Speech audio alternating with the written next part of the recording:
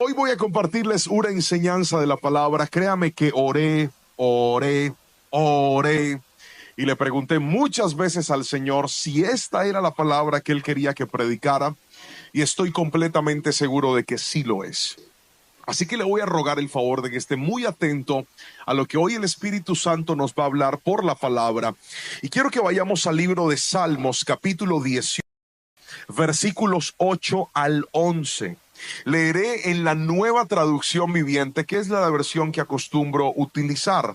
Dice así la palabra del Señor: sé que el Señor siempre está conmigo. No seré sacudido, porque Él está aquí a mi lado. ¿Cuántos dicen amén? Con razón mi corazón está contento y yo me alegro. Mi cuerpo descansa seguro, pues tú no dejarás mi alma entre los muertos, ni permitirás que tu santo se pudra en la tumba. Versículo número 11. Me mostrarás el camino de la vida. Me concederás la alegría de tu presencia y el placer de vivir contigo para siempre. Quiero volver a leer este último versículo. Y si usted no tiene esta traducción, le voy a rogar el favor de que esté muy atento a lo que la palabra del Señor dice, porque es justamente este último versículo el eje temático de esta predicación. Versículo 11. Me mostrarás el camino de la vida, me concederás la alegría de tu presencia y el placer de vivir contigo para siempre. Queridos hermanos, la palabra que hoy voy a compartir con ustedes la hemos titulado Algún día no estaremos. Algún día no estaremos. Cuando se trata de pensar en la muerte, es uno de los temas más evasivos dentro de las personas. Preparamos nuestra vida para vivirla, pero se nos olvida que la vida un día se acaba. Preparamos nuestra vida y construimos todo, incluso llegando a pensar que seremos eternos, pero se nos olvida que así como tuvimos una fecha de nacimiento, también habrá una fecha en la cual nuestra historia en la tierra sencillamente va a terminar. Vivimos de tal forma que creemos que por momentos somos hasta intocables y se nos olvida lo vulnerable que es nuestro cuerpo.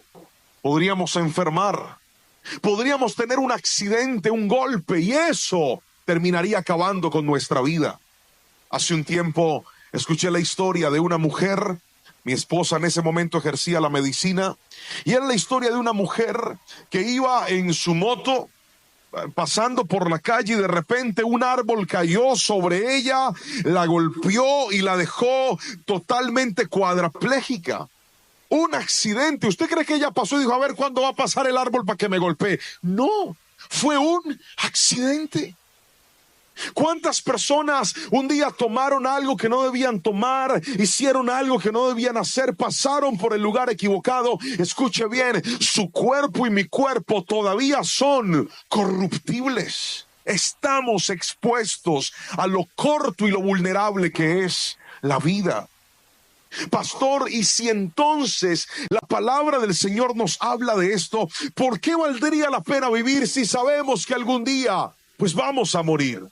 La razón es esta: Dios diseñó la vida, y aunque la vida es corta, a ver, haga el ejercicio, mire para atrás. ¿Cuántos se acuerdan de su infancia? Levante la mano, por favor, bien arriba, los que se acuerdan cuando estaban niños. Vea, yo estoy viendo ahí más de un hermano ya con edad avanzada. Por ahí estoy viendo uno que tiene menos pelo que yo levantando la mano. ¿Usted se acuerda cuando tenía cabello, cuando hacía así, uy, soplaba? Ahora ya no hay nada. El recuerdo. La vida pasa rápido. Yo miro las fotos de mis hijos en estos días. Mi esposa me dijo, mi amor, ¿me prestas tu iPad? Yo se lo pasé y ella empezó a mirar fotografías y fotografías y me dijo, mira cómo han cambiado los niños. Para mí mis hijos siguen siendo unos bebés. Ahora no faltan los hermanos que piensen lo mismo, que dicen, la otra vez una hermana me dijo, pastor, ¿puedo orar por mi príncipe? Yo le dije, claro, tráigamelo. Cuando me va trayendo un dinosaurio como de 36 años, que era el bebé de ella. Y le dije, hermana, eso no es un bebé, eso es un tiranosaurio. Venga, yo se lo veo. El tipo era más grande que yo. Porque mamá que se respete ve a sus hijos como unos bebés, aunque ya están grandes. ¿Por qué los ven de esa manera? Porque note que para nosotros el tiempo no pasa, aunque sí pasa. ¿Cuántos dicen amén? Escuche esto, la vida va demasiado rápido. Job capítulo 14 versículo 2 dice, brotamos como la flor, pero pronto nos marchitamos y desaparecemos. Otra vez, brotamos como la flor, pero pronto nos marchitamos y desaparecemos. Ahora, vuelvo a la pregunta que le hacía hace un momento. Pastor, si la vida es tan corta, entonces, ¿qué sentido tiene que yo me esfuerce, que yo trabaje, que haga tanto, si a la larga algún día ya no voy a estar aquí? Pues bien, mis hermanos, Dios, aunque nos dio una corta temporada aquí en la tierra, lo que va a perecer es nuestro cuerpo. Pero quiero recordarle que hay una patria celestial que Dios diseñó para nosotros, y esa patria se llama la eternidad. Hoy vine a decirte, Dios ha diseñado cosas bellas para esta tierra, claro que sí. Dios ha diseñado que podamos disfrutar de nuestros hijos, claro que sí. Dios ha diseñado que podamos construir un hogar con nuestra familia, claro que sí. Pero acuérdese que la vida en esta tierra es temporal, que la vida en esta tierra es pasajera. No se olvide que esa casa que con tanto esfuerzo usted está construyendo, algún día serán sus yernos los que la van a disfrutar. Sí, ese yerno que no ha hecho nada, él la va a disfrutar. Pastor, vino y se me llevó a mi hija, la más bonita, sí, y ese tipo se le va a quedar usted con su carro. Alguien se lo tenía que decir. Sufra, hermano, y si es tacaño, sufra más. Hay gente que está atesorando creyendo que todo es eterno. No, mi hermano, hoy estamos y mañana ya no estaremos. Pero ¿cuál es la clave, pastor? Pues bien, la cita de la cual yo le leí hace un momento del libro de los Salmos, creo que resume, compacta el verdadero sentido de la vida. Y en los minutos que tengo para exponer esta palabra, me voy a esforzar al máximo por explicarle las tres cosas que hace un momentito le dije que levantara la mano, y espero que las haya recordado, las haya escrito. Voy con la primera. ¿Cómo vivir la vida? ¿Cómo disfrutar esta vida entendiendo que algún día ya no estaremos? Es lo que le voy a explicar en este momento. ¿Está listo para eso? Tome nota, por favor. Lo felicito a los que toman nota de la palabra. Eso hará que nunca lo olvide. Si usted está viendo esta palabra en línea, pues escriba en los comentarios. Primero, Dios te muestra el camino de la vida. Quiero que repita eso conmigo, por favor. Diga, Dios me muestra. Fuerte, diga, Dios me muestra el camino de la vida. Otra vez, Dios me muestra el camino de la vida. Lo dice la palabra del Señor. Volvamos a la cita bíblica. Versículo 11 de Salmos 10. Me mostrarás el camino de la vida. ¿Qué significa esto, pastor? La vida está llena de opciones. La vida está llena de caminos. Por ejemplo, cuando se trata de ser un esposo, usted puede escoger qué clase de esposo va a ser. Usted puede decir, yo voy a ser un esposo igual a mi papá. O usted puede decir, yo voy a ser un esposo completamente diferente al esposo que me crió, el papá que me crió a mí. Usted podría escoger ser un trabajador altamente honesto, o podría escoger ser un trabajador tramposo. La vida está llena de caminos. Usted podría decir, yo seré un hijo que honrará todos los días de mi vida a mis padres. Algo que me ha enseñado mi esposa, por ejemplo, ella tiene una costumbre, y es que ella todos los días llama a sus padres, todos los días. Yo no tenía esa costumbre. Pregúnteme por qué. ¿Por qué no? Porque nunca me enseñaron así. Así que yo puedo pasar días sin hablar con mis papás. Pero una de las cosas que me enseñó mi esposa es, llama a tus papás todos los días. Por lo menos escríbeles, mándales un mensaje. El día que ellos falten, vas a extrañar oírles la voz. Yo decía, pero no me atormente de esa manera, yo ya los llamo. Entonces yo los empezaba a llamar, eso me lo enseñó ella. Yo podría escoger ser un hijo que honra a sus padres siempre o ser un hijo que honra a sus padres a veces. Note que la vida está llena de caminos. Usted puede decir, seré un cristiano honesto, o puede decir, seré un cristiano a veces honesto. Usted podría decir, seré una persona puntual, o podría escoger ser una persona incumplida. Usted decide qué camino tomar, pero algo que dice la palabra es que Dios nos muestra a nosotros el camino para vivir una vida correcta. Esa es la razón por la cual desde que usted llegó a Cristo ha aprendido tantas cosas en la vida. Esa es la razón por la cual desde que usted ve la palabra, escucha las predicaciones, ha dicho, pastor, hay tantas cosas en las que yo me equivocaba, pero ahora estoy aprendiendo cómo ser un buen hombre, ahora estoy aprendiendo cómo ser una buena mujer, ahora estoy aprendiendo cómo comportarme de manera adecuada. ¿Sabe por qué? Porque la palabra de Dios dice que es una lámpara que ilumina mi camino. Cuanto más te aferras al Señor, más Dios te enseñará a vivir de manera correcta. Dígame amén si me está entendiendo, por favor. Ahora, respecto a los caminos, la Biblia dice algo, y es que hay caminos que al hombre le parecen derechos. Hay caminos que al hombre le parecen rectos, pero su camino es final, que lleva a la muerte. O sea que los caminos pueden tener apariencias.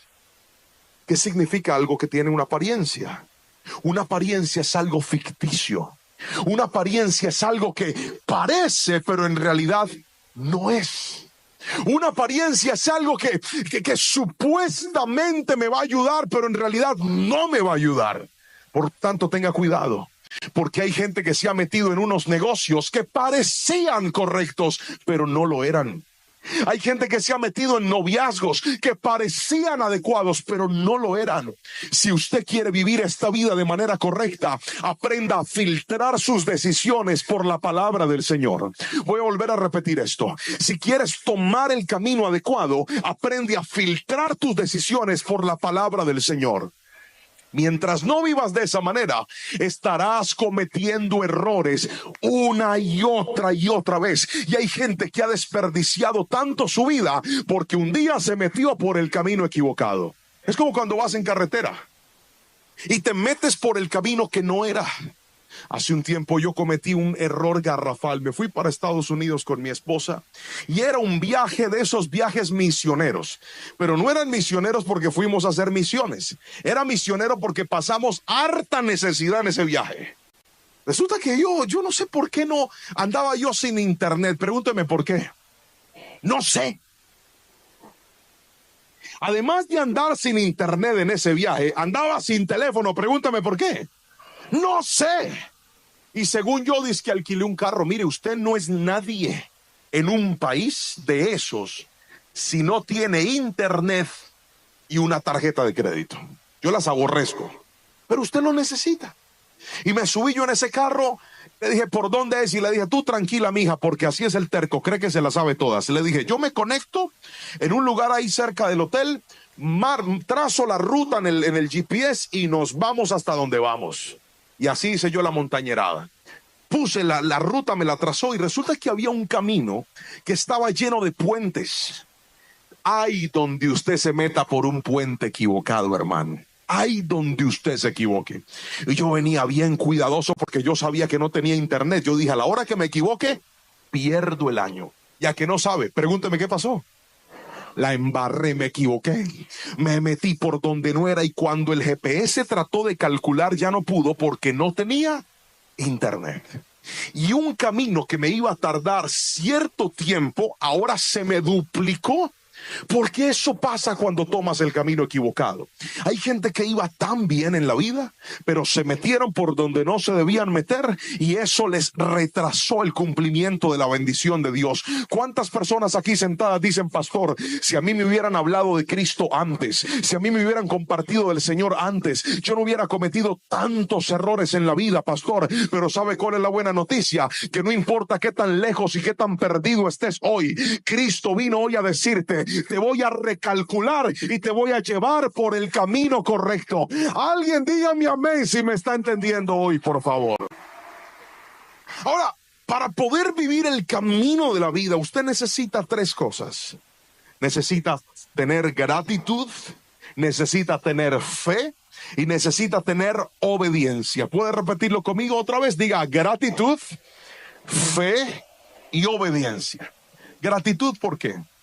Porque los caminos de la vida y sobre todo el camino con el Señor no siempre será un camino seguro. No siempre será un camino agradable. Cuando estás por el camino de Dios, a veces tienes que transitar por senderos difíciles, incluso senderos donde sientes que vas a perder todo. De eso hablaba el salmista cuando retrató lo que vivían las ovejas en el Salmo 23. Y dijo, aunque ande por valle de sombra y de muerte. Leí la historia de un pastor que se dedicó a estudiar lo que pasaba con las ovejas. Y aquel pastor en su libro decía que aquel valle de la sombra y de la muerte correspondía a zonas por las cuales las ovejas pasaban y eran vulnerables a caerse o incluso a morir. Y estos espacios eran espacios donde la única seguridad de las ovejas estaba en seguir y obedecer a su pastor. Escúchame lo que te voy a decir, porque yo sé que todos los que estamos aquí sentados hemos transitado por el valle de sombra y de muerte. Caminos en los que decimos, Señor, ¿será que estoy yendo por el lugar correcto? Señor, ¿cuándo se va a terminar esta crisis? Señor, ¿cuándo se va a terminar este dolor? Pero hoy vine a decirte, asegúrate no de qué tan bonito es el camino, sino de que Dios esté contigo aún en medio de ese camino difícil. Tal vez el camino difícil se llama una enfermedad, tal vez el camino difícil se llama una quiebra, tal vez el camino difícil se llama una pérdida, tal vez el camino difícil se llama una puerta que se te cerró. Estabas orando para que te dieran una visa, estabas orando para que se te abriera una puerta y te la cerraron en la cara, y tú dices, ¿y ahora qué va a pasar, pastor? Mi futuro dependía de eso, mi milagro dependía de eso. Pero ¿sabes por qué Dios nos cierra a veces ciertas puertas? Para que entendamos que no es el hombre, no es un país, no es una visa, no es un pasaporte, no es el dinero, es Dios el que nos va a sostener aún en medio del valle de sombra y de muerte. Alguien gríteme amén si me está entendiendo, por favor. El camino a veces será difícil. Yo no sé, a mí Dios siempre me lleva a las fronteras. Estuve predicando en la frontera de Estados Unidos con México. Hoy estoy predicando en la frontera de Ecuador con Perú. Hace un año atrás fui a predicar a una ciudad fronteriza con Francia y Alemania. Estaba ahí. Y la hermana que me estaba llevando me dice, pastor, ¿quieres conocer Francia? Ya que no sabe yo qué dije. Pregúntame yo qué dije. Pues claro. De una. Y me dijo, pastor, ¿quiere manejar? Ya que no sabe qué le dije. Pues claro, de una.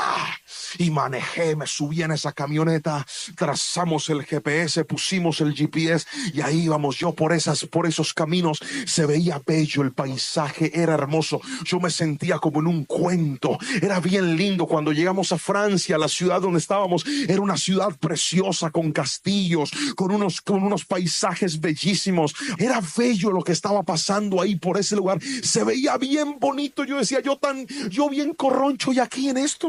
Ojalá corroncho no sea grosería aquí en Ecuador. Corroncho en mi país es como montañero, como que ajá, de por acá el Señor me sacó de donde no me imaginaba y aquí estoy yo mirando esta belleza. Fue lindo, hermoso, bello. Hace unos días Dios me llevó a otra frontera y esta frontera realmente fue un viaje involuntario. Imagínese que yo tenía que llegar desde una ciudad que se llama Bajuro hasta Maracaibo, en Venezuela. Eran 2 horas de camino. Íbamos en el carro. Y 40 minutos antes de llegar al aeropuerto, el carro se varó. Se dañó. Y en ese momento yo estaba preocupado porque dije, voy a perder mi vuelo de conexión hasta Panamá y luego hasta Cali. Y en ese momento me dice la hermana, ay pastor, ¿qué vamos a hacer? Aquí la única es que llamemos a alguien que venga a ayudarnos. Y yo en ese carro oraba, yo le decía, Señor, por favor, mándame un ángel que venga y nos salve. Te lo pido, Señor, por favor. Y Dios contestó las oraciones. La hermana dijo, ya sabemos quién va a venir por usted. Va a venir el hermano Winnie Pooh. Winnie Pooh. Dios me mandó un ángel en forma de Winnie Pooh. El hermano es así, vea. Llegó, hola pastor, y le dije, hermano, dele en ese carro como si se lo hubiera robado. Nos subimos en ese carro y dele hasta el aeropuerto. Y cuando llegamos al aeropuerto, me sorprenden con la noticia de que la Guardia Bolivariana, los oficiales de Venezuela, se habían ido del aeropuerto y como ellos no estaban, no viajaba nadie. A mí se me bajó la presión, hermano. Yo me empecé a angustiar. Yo dije, Señor, ¿qué es esto? Yo voy a valerme de esta cara que me diste para suplicar. Me fui a suplicar y ¿sabe qué logré? Pregúnteme qué logré. Nada. Me dijeron que la única era esperar un día más y tomar el mismo itinerario llegando a la medianoche del siguiente día. Y yo no quería, yo quería estar ya con mis hijos y con mi esposa. Además que Lorenita me dijo, te estoy esperando con brazos abiertos y usted no sabe lo que eso significa. Hermano. Y entonces yo empiezo a preocuparme, le dije, ¿qué otra opción tengo? Y me dice, pues la única es que se vaya por carretera, pastor. Hay que tomar un carro y son varias horas de camino y es un poco peligroso. Yo dije, no importa, yo necesito llegar ya a mi país. Me subí en ese carro. Pregúnteme si yo alguna vez había pasado por ahí en la vida. Pregúnteme. Nunca, jamás. Pero era bien difícil. Y no solo difícil, me dicen, pastor, el que va manejando supo que yo era pastor. Y me dice, pastor, mire, ahí media hora más adelante acaban de robar un carro y me muestran las fotos del carro todo tiroteado. Y mi esposa me escribe y me decía, ¿cómo te está yendo? Y yo le dije, bien, mi amor. ¿Qué tal que yo le dijera que me estaba yendo mal? Le dije, bien, mi amor. Yo por dentro orando y le dije, Señor, guárdame, te lo pido. Finalmente llegamos hasta la frontera. Entré a hacer migración en Venezuela. Les pasé mi pasaporte. El señor me atendió de una forma déspota y grosera. De mal ni me miró. ¿Para dónde va? Yo le dije, para mi casa. Hizo así, selló el pasaporte y ¿sabe qué hizo? Me tiró el pasaporte. ¡Práquete! Yo me quedé mirándolo así y yo me acordé cuando Elías oró para que cayera fuego del cielo y quemara. ¿Se acuerdan de esa cita? Yo dije, llegó el momento de hacerlo, pero dije, me voy a contener porque esto todavía es tierra venezolana. Metí la mano por esa ventanilla, saqué mi pasaporte y me fui. Yo dije, gracias. Llegué a Migración Colombia y qué diferencia, hermano, el de la portería. El vigilante me dice, ¿usted es colombiano? Le dije, igual que usted. Me dice, bienvenido. Entré ahí, me sellaron mi pasaporte. Me dice, ¿cómo está? Le dije, lo más de bien, feliz de ver mi tierra y mi país. Llegamos ahí, luego abordamos otro carro y ese carro maneje. Luego vimos a la policía. Yo miraba a los policías colombianos y yo decía, Padre, yo nunca había amado tanto a estos hermanos como hoy, Señor, gracias. Finalmente llegué al hotel y cuando estaba ahí le dije, Señor, ¿y esta travesía por qué? ¿Cuál fue tu invento? Señor, ¿por qué me colocaste a pasar esta frontera de esta forma? Y Dios me habló en el hotel y me dijo, no quiero que nunca te acostumbres a lo normal. Quiero que sepas que aunque todo sea cómodo y bonito como allá en Europa, yo estoy contigo. Y aunque las veces se ponga difícil como fue este viaje, mi presencia sigue estando contigo para que entiendas que no se trata de por dónde vas, sino con quién estás. Alguien dígame amén. Si el camino de tu vida está difícil, aférrate a Dios, porque aún en los momentos difíciles, Él no te va a desamparar. Alguien tiene que gritarme un amén bien fuerte si lo cree, por favor. Los caminos. Sea agradecido con lo mucho, con lo poco. El camino de la vida es así. Hay que agradecer cuando haya abundancia y hay que agradecer cuando haya que echarle más agua a la sopa para que rinda. Hay que agradecer cuando haya un buen pedazo de carne y también hay que agradecer cuando de un pedacito hay que repartirle a varios. Así es el camino de la vida. ¿Sabe por qué? Dios nos pide transitar por eso, porque eso desarrolla en nosotros algo llamado contentamiento. Y el contentamiento es a lo que Pablo se refería cuando dijo, sé vivir en abundancia, pero también sé vivir en escasez. Sé que es tenerlo todo y también sé que es no tener nada.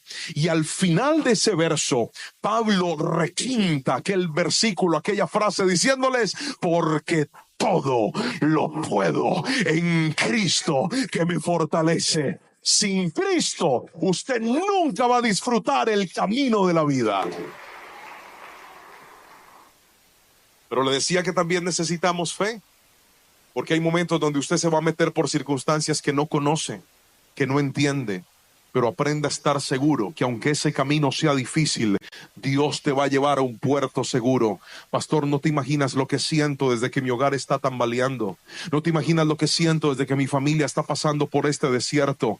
Y empezamos, mi esposo me dijo que se iba a ir, o mi esposa me dijo que se iba a ir. Y desde ese momento he empezado a sufrir, pastor, porque no sé qué hacer. ¿Qué será de mi vida cuando ese hombre o esa mujer no esté? ¿Qué será de mis hijos cuando él se vaya? ¿Qué será de mi familia? ¿Será que mi hogar realmente se va a terminar? Esos caminos sí que son difíciles de transitar, mi hermano, pero hoy Dios me trajo a darte esta palabra. No se trata de si él se va o si él se queda, no se trata de cuánto tiempo va a durar tu desierto, se trata de que Dios esté contigo en todo momento, porque Dios es capaz de restaurar lo que nuestro pecado dañó. Dios es capaz de restaurar lo que nuestro error dañó. Aquí se trata no de que te aferres a alguien, sino que te aferres al Dios de lo imposible, que mi Dios puede restaurar hasta el hogar más roto. Alguien dígame amén si lo cree en este momento. Aférrate a Dios, hazlo con fe, pero no solamente con fe, también hazlo con obediencia. ¿Sabes de qué sirve tener una ruta o un mapa si la persona no quiere seguir las instrucciones? No sirve para nada. ¿Sabes de qué le sirve a una persona comprarse un mueble de estos que venden en las tiendas para armar y decidirlo armar sin ver las instrucciones? ¿Sabe de qué le sirve? Le sirve para armar no un mueble, sino un problema. Ay, esta pieza no calza. ¿Sabe por qué no calza? Porque usted no quiere respetar las instrucciones. Yo he armado muebles de esos con las instrucciones. ¿Y sabe qué me he encontrado? Que cuando sigo las instrucciones, todo calza a la perfección. Pero también he tratado de armar cosas sin respetar las instrucciones. ¿Y sabe qué me he encontrado? Que cuando no respeto las instrucciones, todo es más difícil y a veces tengo que volver a empezar respetando las instrucciones. Hay gente aquí que la falta de obediencia ha hecho que caminos que un día empezaron los tuvieran que repetir. Ahorres ese problema y desarrolle un espíritu obediente. Ahorres esa pérdida de tiempo y desarrolle un espíritu obediente. Dile, Señor, muéstrame el camino y yo te voy a obedecer. Muéstrame el camino y yo lo voy a seguir. Hay gente que ha desperdiciado años de su vida por estar en un camino equivocado. Hay gente que ha desperdiciado meses de su vida por estar en un camino equivocado. Usted sabe cómo se llama el camino que debe seguir. La Biblia lo dice. Jesús dijo, yo soy el camino, la verdad y la vida. Nadie va al Padre si no es por él. Decisión en la que no quepa Cristo, tampoco cabes tú. Otra vez, decisión en la que no quepa Cristo, en la que no quepa su palabra, tampoco te metas tú. Hey, si hacemos esta falsificación en este documento, te vas a ahorrar unos impuestos con el gobierno. Porque el gobierno roba y Dios quiere bendecirte. Grita amén. Y usted dice que amén. No, papá. Usted no sabe que eso se llama robar. Y donde no quepa Cristo, no se meta usted. Se mete a hacer negocios ilícitos. Después le caen las autoridades a fiscalizar y a revisar sus documentos, y ahí empieza a orar, Señor, sálvame del castigo, como salvaste a Daniel, como salvaste a Sadrach, Mesad y Abednego. ¿Sabe por qué Dios los salvó? Porque estaban en integridad, querido hermano. No se meta en cosas que usted sabe que son indebidas.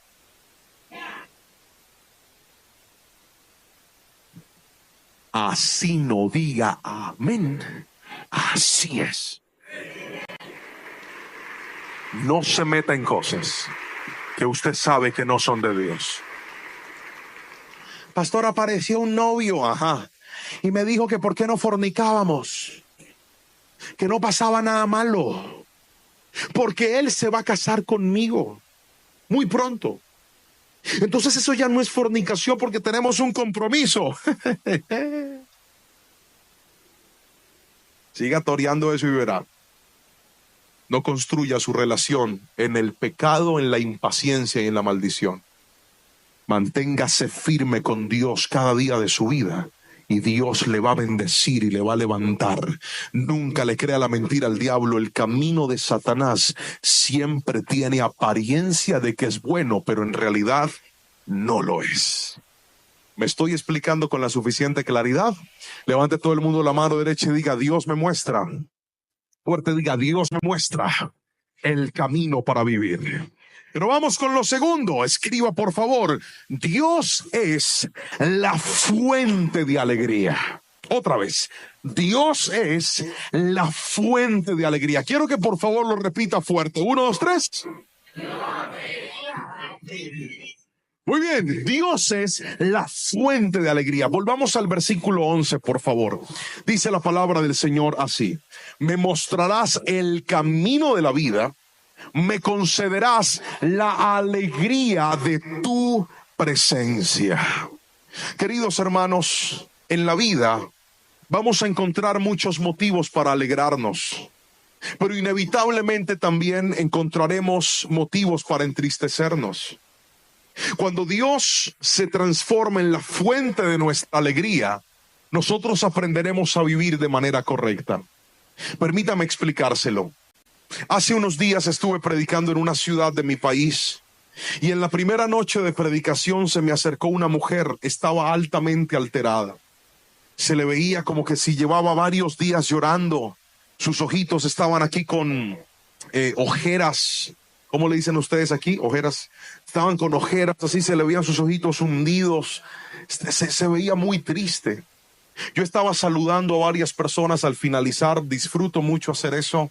Estaba tomándome fotos con algunos y ella se me acercó y me dijo: pastor, ore por mí, por favor, mi esposo me abandonó. Yo no quiero perder mi hogar. Yo la vi muy alterada. Y le dije: tranquila, voy a orar por ti. Oré por ella. Y le dije: Señor, por favor, toca el corazón de esta mujer. Llénala con tu presencia. Que tu gozo y tu paz la inunden. Y ella pueda entender que no es ese hombre, sino tu presencia quien la va a levantar, quien la va a... Hice una oración por ella con todo mi corazón. Al otro día, cuando fui a predicar, volvió la hermana. Pero usted viera, estaba completamente transformada. No era ni sombra del día pasado. Llegó, se había arreglado, su cabello estaba distinto, su rostro estaba distinto y me dice: ¿cómo está, pastor? Yo dije: yo bien. ¿Te ves distinta? Me dijo: sí, pastor, hoy amanecí feliz porque Cristo es mi alegría, porque si lo tengo a Él, lo tengo todo, pastor. Y se puso a tomar fotos con todo. Estaba feliz. Escúcheme, hay gente aquí que escogió la fuente de alegría equivocada. Su fuente de alegría es su dinero. Su fuente de alegría es su estatus. Su fuente de alegría son sus seguidores en las redes sociales. Su fuente de alegría son la cantidad de likes que reciben sus publicaciones. Entonces, si hacen algo y ese algo que hicieron no les genera el resultado que esperaban, en lugar de alegrarse, se amargan la vida. Cuando tienes una fuente de alegría equivocada y aprendes a gozarte con lo material, con las redes sociales, con la cantidad de ventas que tienes, vas a dejar de disfrutar la vida, porque no vas a vivir para disfrutar, sino que vas a vivir siendo un esclavo de aquello que alimenta tu gozo. Por eso usted ve gente que no para de trabajar. Le dicen: hey, disfruta de tus hijos. No quieren parar. ¿Sabe por qué? Porque la fuente de alegría no son los hijos, es tener dinero. Si me estoy explicando con la suficiente claridad, por favor levante la mano derecha y dígame un fuerte amén. Cuando la fuente de tu alegría es algo equivocado, tú te vas a desgastar en eso equivocado para que puedas sentirte bien y te puedas sentir feliz. La fuente de alegría debe ser Cristo Jesús en nosotros. Cuando una persona tiene la fuente equivocada, se vuelve, ya se lo decía, un esclavo de aquello que lo alegra.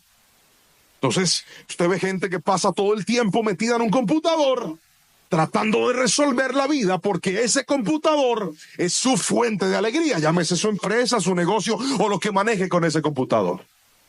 De repente tú ves que la fuente de alegría es cuánta gente le dice: qué tan bonita estás, mija, qué linda te ves con ese vestido. Tú ves esas niñas desesperadas tomándose fotos casi desnudas, porque si no sube una foto así, que los hombres empiecen a codiciarla, que los hombres empiecen a escribirle: uy, qué linda se te ve esa ropa. Ella no se siente feliz porque codificó que la felicidad está en eso. Y cuando pones tu felicidad en lo equivocado, eso equivocado te va a controlar y te va a transformar en un esclavo. Se vuelve insaciable. Y hay donde no recibas lo que esperas de aquello en lo que estás trabajando, te amargas la vida. Cuando tu felicidad es tu empresa y pasan momentos difíciles en la empresa, que míreme a los ojos, ¿cuántos empresarios están aquí? Hablo con esos hombres y esas mujeres que dicen: pastor, yo trabajo de mi propia cuenta, tengo un emprendimiento. Levante la mano y yo los veo. O una empresa hace mucho tiempo. Levante las dos para que se vean más. Oiga, pero qué tristeza. No, con alegría. Levante la mano el que Dios le dio la bendición de tener algo de cuenta propia. Yo los quiero ver. Pero bien, lo voy a hacer parar. Las dos manos bien arriba. Muy bien. Usted me va a entender. No todos los días son iguales. No todos los meses son iguales. Hablo a los que están empezando. Pastor, arranqué con toda. Si Dios le dio un mes con toda, no es para que se la gaste toda, es para que ahorre para los días difíciles.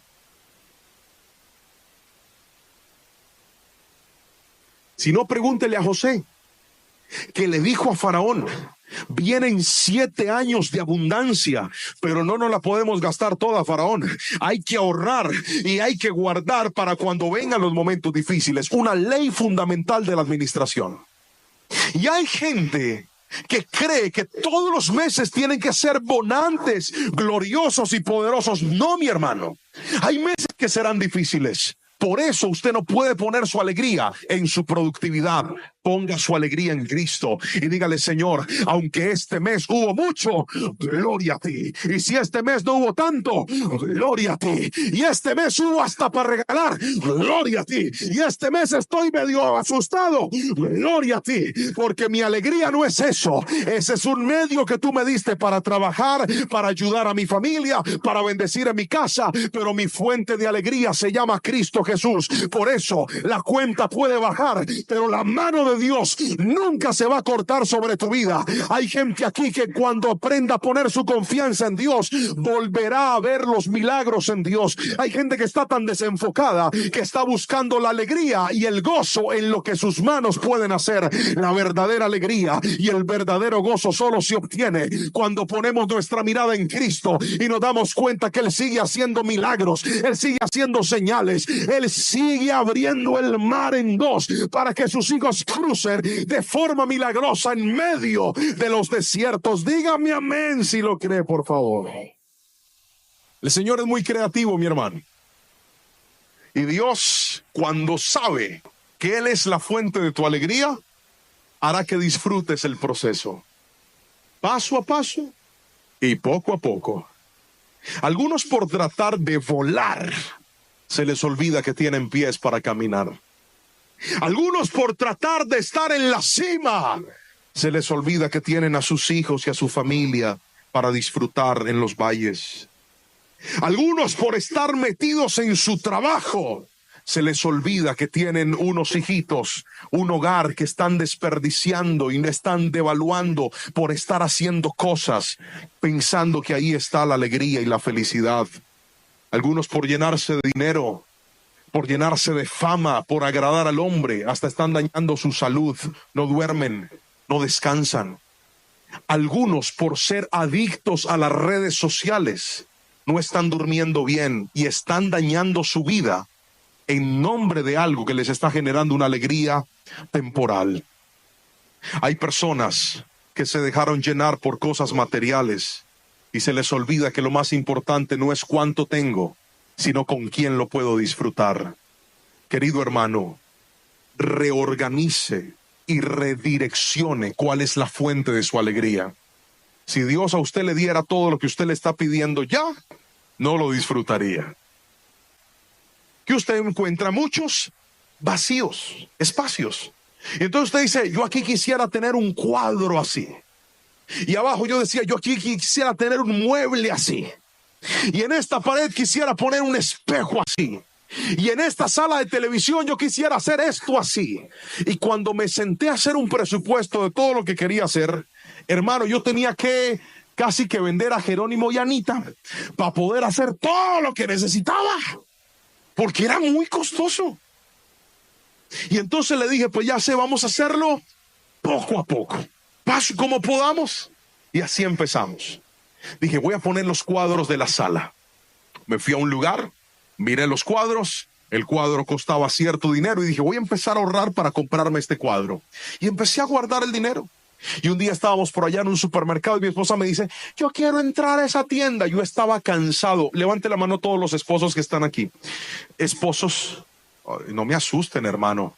Yo sé que da rabia a veces que uno dice, esta señora, pero levante la mano con orgullo. A ver, todos los esposos que están aquí, ¿no les ha pasado que ustedes algún día querían ir a descansar y su esposa quería ir a vitrinear?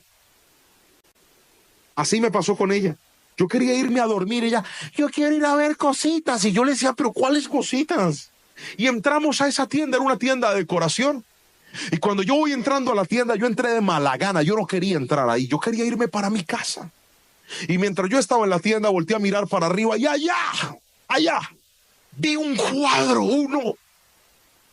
Y yo dije, ese cuadro está bonito. Entonces le dije al vendedor, ¿me lo puede enseñar? Y me dijo, el vendedor, mire, es más grande Carlos. El pastor Carlos es más grande. Póngase de pie, hermano. Usted es gigante al lado de ese vendedor. Ya. Ese hermano, cuando Dios sopló la estatura, casi no le llegó el aliento. Chiquito. Y me dice el señor, don Orlando se llama él, si usted lo puede alcanzar, bájelo. Yo le dije, claro, eso es privilegio de las alturas, venga, yo lo bajo. Me trepé en una escalera y cogí y bajé el cuadro cuando lo estaba lindo. Pero resulta que la pared necesitaba no un cuadro de esos, sino por lo menos dos. Y le dije, oiga, ¿no tiene otro cuadro de estos? Y me dice, déjeme, yo miro en el sistema. Aquí en la tienda no hay, pero voy a mirar si en otra tienda hay. Se mete y me dice, sí, apareció otro cuadro en otra tienda. Le dije, ¿cuánto me lo deja? Tanto. Estaba yo todo contento, dije, y llegó mi cuadro. Me fui. Al otro día él me escribe y me dice, don Juan Pablo, hay un problema con el cuadro. Tiene un imperfecto. Entonces no se lo podemos vender. Y yo le dije, ¿cómo? ¿Y el imperfecto cómo es? Y me dice, no sé, pero no se lo podemos vender así. Lo tenemos que mandar a restaurar o se lo venderíamos con un descuento. Cuando yo escuché la palabra descuento, vi que Dios me sonrió. Y le dije, ¿cuál sería el descuento? Y me dijo, déjeme primero le muestro cuál es el imperfecto. El Señor me mostró el imperfecto, hermano. El cuadro tenía una rayita del tamaño de una pestaña mía. O sea, eso no se ve.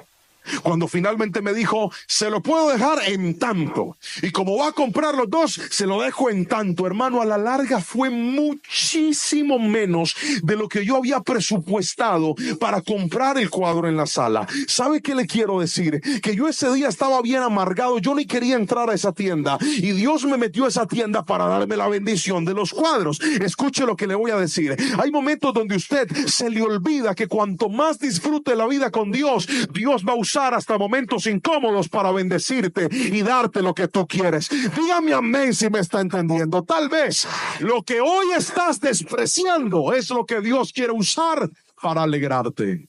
Ahora cuando yo entro a mi casa y veo los cuadros, que no se imagina qué hago, yo les tiro eso, le digo, qué belleza de cuadros, aleluya. Mi esposa dice, sí, no querías entrar, pero yo, sí, no me recuerde eso. Ahora, me gocé los cuadros. Me faltan más cosas, pero Dios nos ha ido dando poco a poco y cada vez que llega algo nuevo, lo disfruto. Créame que si tuviera el dinero para amoblar todo lo que quisiera de una vez, no lo agradecería de la misma forma. Dios nos va a alegrar y Él lo va a hacer paso a paso, poco a poco. Tal vez tú llegas a tu casa y tú dices, yo quisiera construir y ya están más pisos. Llegas a tu empresa. Llegas a tu consultorio, llegas a la clínica que estás construyendo y tú dices, yo quisiera, pastor, yo tengo tanta visión, yo quiero ver aquí algo más, pero es tan difícil porque a veces siento que no me va a alcanzar para todo. Aprende a tener paciencia, gózate no con las cosas, gózate con Cristo y te vas a dar cuenta que poco a poco Él te va a llenar de alegría, te va a llenar de fe, para que cuando cuentes tu historia, no cuentes un milagro, sino que cuentes muchos milagros del poder sobrenatural de Dios. Si va a aplaudir a Cristo, hágalo con toda su fuerza, por favor. Él es la fuente de nuestra alegría.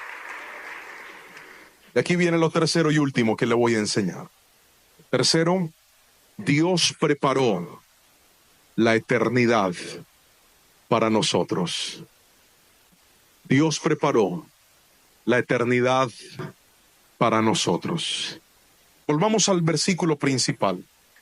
Sé que el Señor siempre está conmigo.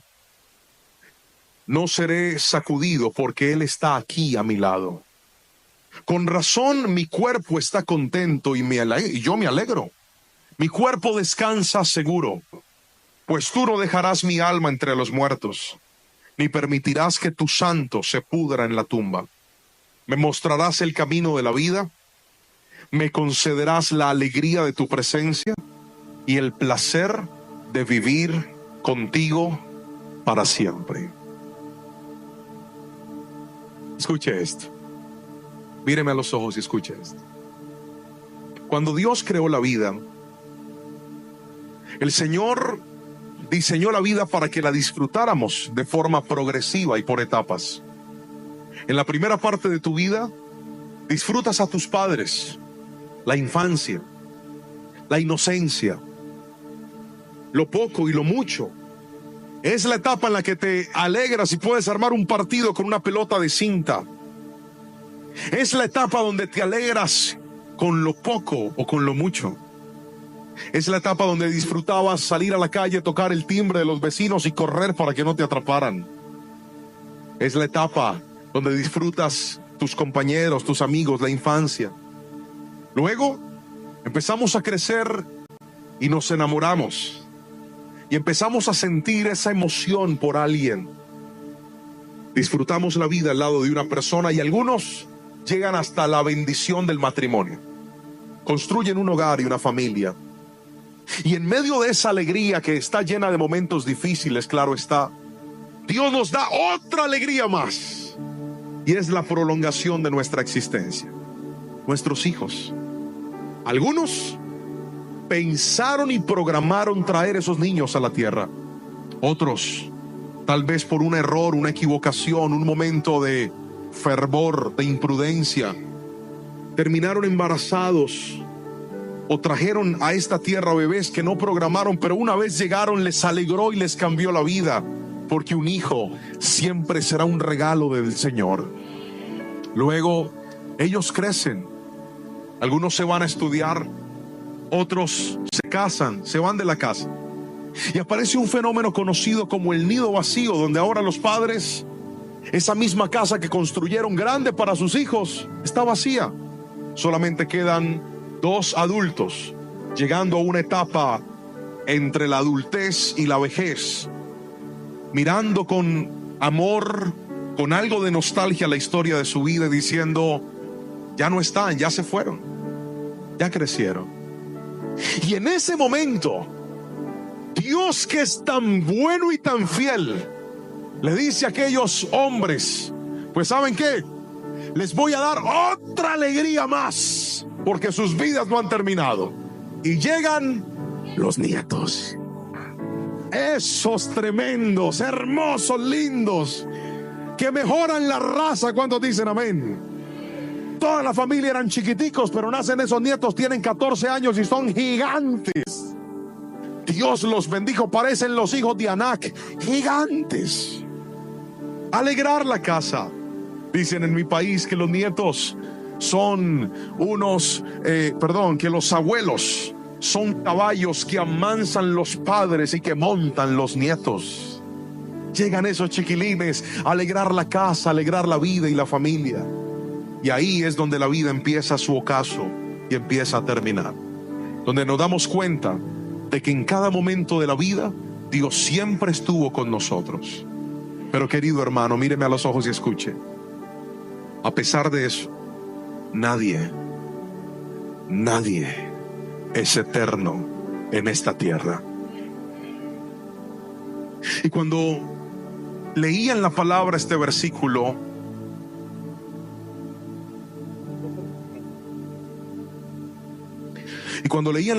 esta cita, era inevitable para mí pensar en la eternidad.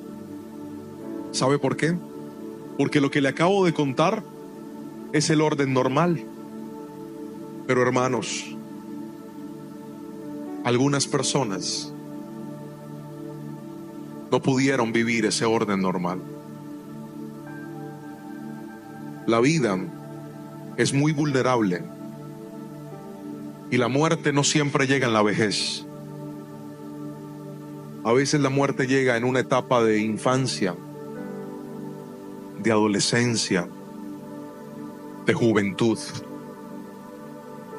donde tienes mucho camino por delante y te alcanzó la pérdida de un ser querido, donde te sorprendió la noticia de que esa voz, esa persona, ya no la vas a ver más en tu vida. Pero ¿sabes por qué la eternidad es tan preciosa? Que te voy a decir lo que dice la Biblia respecto a la muerte. Juan capítulo 14 versículo 2 dice: en la casa de mi Padre muchas moradas hay. Si no fuera así, yo no lo hubiera dicho. Voy pues a preparar lugar para vosotros. Querido hermano, míreme a los ojos y escuche. La eternidad no es un lugar que está lleno de nubes, como nos han mostrado las mitologías históricas. Entonces hay nubes por todo lugar, y nubes y nubes y más nubes, y de repente un trono, pero usted camina por las nubes. La Biblia dice que en el cielo hay calles de oro y mar de cristal, y no es material, porque no es de que el mar de cristal usted se avienta y se golpea la cabeza, no. Lo que está diciendo es que es tan claro y tan transparente que parece de cristal. Escuche, la Biblia dice que allá iremos a celebrar las bodas del Cordero, así que en el cielo hay comida. Griten amén los gorditos.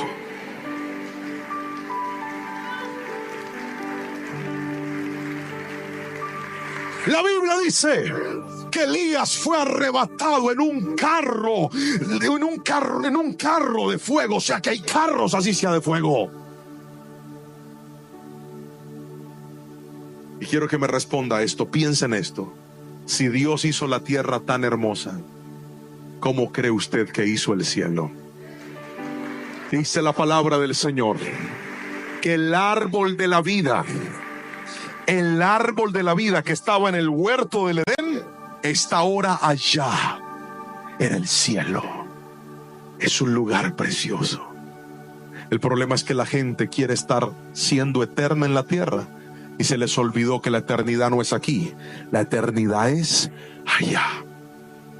Y el salmista dijo: tú me has dado el regalo, el placer de vivir contigo para siempre. El cielo es un lugar donde todo cobra sentido. Es la esperanza más hermosa para los que tenemos a Cristo. Es la razón por la cual podemos confiar y creer. Es la posibilidad de ver a nuestro Señor cara a cara, al que amamos, al que adoramos, al que servimos con nuestra vida. Pero no solamente es esto, sino también la posibilidad de disfrutar la vida como Él originalmente la diseñó. No solo con Dios, sino con aquellos que partieron antes que nosotros. Primera de Tesalonicenses capítulo 4 versículo 13 al 18 dice: tampoco pues, hermanos, queremos que ignoréis acerca de los que duermen, para que no os entristezcáis con los que ahora no tienen esperanza. Porque si creemos que Jesús murió y resucitó, así también traerá Dios con Jesús a los que durmieron en él. Por lo cual os decimos esto en palabra del Señor, que nosotros que vivimos, los que habremos quedado hasta la venida del Señor, no precederemos a los que durmieron, porque el Señor mismo, con voz de mando, con voz de arcángel y con trompeta de Dios, descenderá del cielo, y los muertos en Cristo resucitarán primero. Luego nosotros, los que vivimos, los que hayamos quedado, seremos arrebatados juntamente con Él en las nubes para recibir al Señor en el aire, y ahí estaremos siempre con el Señor. Por tanto, alentaos unos a otros con estas palabras. Usted que perdió un ser querido antes de tiempo, usted que tuvo que despedir a un ser que amaba antes de tiempo, la Biblia nos promete que aquellos que murieron en Cristo resucitarán primero y volveremos a verlos en la patria celestial. ¿Usted cree que usted va a vivir con esa tristeza toda la vida? No, señor. Hay esperanza en el cielo para nosotros. Hay esperanza. Alguien tiene que decirme amén si lo cree, por favor. Hay esperanza. Pastor, ¿cómo podemos reconocer a alguien que murió? David, cuando su hijo muere por su pecado, dice: mas ahora que mi hijo ha muerto, ¿por qué he de ayunar? ¿Podrá volver él a mí? No, más bien yo iré a él. Segundo libro de Samuel, capítulo 12, versículo 23. En Lucas capítulo 16, versículo 19 al 31, dice la palabra que aquel hombre rico reconoció a Abraham, reconoció a Lázaro después de la muerte. En la transfiguración, Moisés y Elías habían muerto, pero eran reconocidos. Perdóname por decir Elías no murió, fue arrebatado, pero Moisés sí, y fueron reconocidos aún después. O sea que sí nos vamos a poder reconocer en la patria celestial. Escuche esto. Cuando yo pensaba en esta palabra, para mí era inevitable recordar a mi abuelo. Yo soy pastor no por mi papá. Yo soy pastor no por mi mamá. Yo soy pastor por mi abuelo. Él fue un anciano que cometió muchos errores en la vida, muchísimos. Fue un hombre que no fue un buen esposo, no fue un buen papá. Fue un hombre que tuvo adicciones, que fue infiel, cometió muchos errores. Y un día alguien le vino a hablar de Jesús a mi abuelo y le dijo: si sigues pecando y te mueres, tú no te vas a salvar, te vas a condenar. Y ese día esas palabras le retumbaron a aquel anciano, y desde ese día tomó la decisión de buscar de Cristo Jesús. Tuvo un cambio radical en su vida. Dejó todo el pecado por Cristo y empezó a enseñarle a su familia a buscar de Dios. Fue una tarea muy difícil porque sus hijos lo habían visto como aquel hombre pecador. La gente dudaba de su cambio. Decían: es que fue tan malo que yo no creo que le dure mucho ese cambio. Pero él realmente cambió porque se enamoró de Jesús. Y algo que hacía mi abuelo era que reunía a sus nietos. Abuelos y abuelas que están aquí, enséñales la palabra a tus nietos. Enséñale a orar a tus nietos. Enséñales a amar a Dios a tus nietos. ¿Sabes quién está aquí? El nieto de un anciano que enseñó a su nieto, que enseñó a este niño a orar, que enseñó a este niño a leer la palabra, que enseñó a este niño a amar a Dios. Cuando yo pensaba en esto, me acordé del día en el que mi abuelo murió. Mi mamá fue, como era de costumbre, a llevarle el desayuno a su habitación. Tocó la puerta, pero mi abuelo no abrió. Entonces ella, desesperada, sacó un cuchillo, abrió la puerta, y yo estaba atrás, un niño de tan solo 9 años de edad. Quería ver al héroe de mi infancia, a mi abuelito, José Manuel. Mi mamá empieza a llorar y a gritar, y cuando yo veo al fondo, mi abuelo está así, de rodillas, en su cama, con la Biblia abierta. frío. Mientras oraba y leía la palabra, le dio un infarto. Y ese día se terminó la vida en la tierra de uno de los héroes de mi historia. Mientras vivió, me enseñó a amar a Dios. Y aún muerto, me enseñó que el vivir es Cristo y el morir es ganancia. Y escucha esto. Hace unos meses recibí la llamada de un primo mío. Mi abuelo conservaba un hermano en vida, mi tío Julio Lerman, un anciano que con el pasar de los años empezó a perder la memoria. Ya no tenía la misma lucidez que tenía antes, muchos años de vida. Pero pedía que le colocaran en el televisor las prédicas de su sobrino Juan Pablo. Y mi primo un día me dijo: ¿sabes qué dice mi papá, primo? Que cómo se sentiría tu abuelo de ver ahora el hombre de Dios en el que te has convertido. Mi abuelo enseñó en la ciudad donde yo nací. Y Dios fue tan hermoso que hizo que el nieto de ese hombre ahora viaje por todo el mundo llevando la palabra. Mírame, tú no sabes en lo que se van a convertir tus nietos. Tú no sabes hasta dónde va a llegar el evangelio en tu familia. Tú no sabes hasta dónde va a ser el peso de la gloria de Dios con tus generaciones. Nunca tomes en poco abrirle las puertas de tu familia a Cristo. Porque cuando lo haces, Dios va a transformar tu generación. Y ¿sabe qué era lo que más me alegraba de este versículo?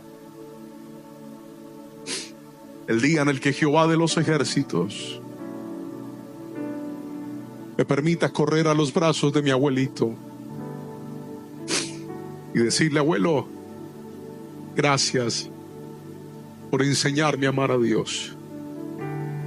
Gracias porque Dios te usó. Aunque fuiste un borracho, aunque fuiste un hombre malo, Dios te usó para levantar una nueva generación de tu apellido. Hermanos, escuche esto. Mi verdadero apellido es González. Mi segundo apellido es Lerman. Pero ¿sabe por qué llevo el apellido Lerman al principio? Aunque honro a mi papá con todas mis fuerzas, él sabe que lo amo. Llevo el Lerman porque mi abuelo era José Lerman. Y lo cargo como una marca de honra a aquel hombre que un día me enseñó que esta vida solo se puede disfrutar cuando Cristo sea el camino, sea la fuente de tu alegría, y entiendas que el día que tu cuerpo no respire más, hay una morada que te está esperando en los cielos. Alguien tiene que decirme amén en esta preciosa y hermosa noche. Apocalipsis 21, versículo 1 al 4 dice: entonces vi un cielo nuevo y una tierra nueva, porque el primer cielo y la primera tierra habían desaparecido, y también el mar. Y vi la santa ciudad, la nueva Jerusalén, que descendía del cielo desde la presencia del Señor, como una novia hermosamente vestida para su esposo. Versículo 3. Oí una fuerte voz que salía del trono y decía: miren, el hogar de Dios ahora está entre su pueblo. Él vivirá con ellos y ellos serán su pueblo. Dios mismo estará con ellos. Alguien que tome esta palabra en esta noche: Él les secará toda lágrima de los ojos, y no habrá más muerte, ni tristeza, ni llanto, ni dolor, y todas esas cosas ya no existirán más. Queridos hermanos, la verdadera vida es con Cristo, porque Cristo te da sabiduría para vivir. alegría para disfrutar y esperanza al morir. Fuera del Señor no somos nada ni nadie. Y hay gente aquí que ya lo ha comprobado. El vacío de su vida, ¿sabe cómo se llama? Se llama ausencia de Cristo. Pero si hoy le decimos: Señor, enséñame a vivir por el camino que tú quieres, que mi fuente de alegría seas tú, y que mi esperanza no esté aquí en la tierra, que mi esperanza esté en la patria celestial, donde todo se va a tratar de habitar con Él